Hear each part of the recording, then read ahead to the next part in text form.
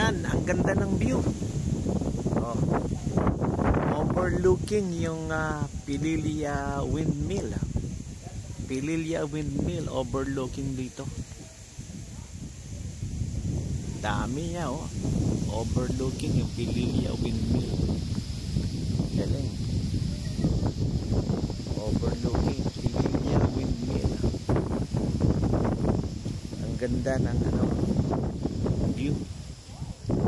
Maganda pag ganito ang rest house mo. Maganda. Kasi nasa taas ka. Tapos masarap yung hangin. Hindi mo na kailangan ng aircon. Hindi mo na kailangan ng electric fan dito. Sarap magpahinga rito. As overlooking yung view. Ganitong lugar ang magandang rest house. Magandang pahingahan. Yan. Kasi masarap na yung hangin. At the same time, maganda pa yung mga view overlooking. Sarap magpahinga ng katawan, sarap magpahinga ng kaisipan.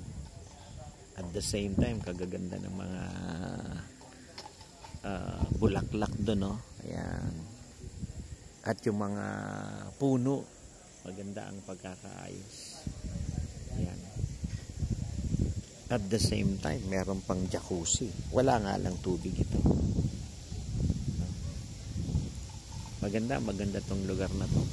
Kaya lang kailangan mo rito ng 4x4 para makaakyat ka rin. Kailangan mo ng 4x4. Yan. Ganda. Magandang rest house. Maganda siyang rest house.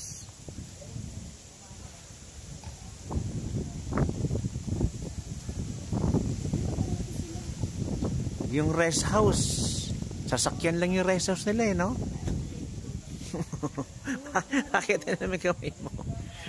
Okay, saglit lang. Yung rest house, ano to? Rest house na to. Saglit lang. Ano to oh? Dali lang. Ano ba tong rest house nila? Oh, ano lang ito tawag dito. Bakit ka dyan? Mayor yata yan. To?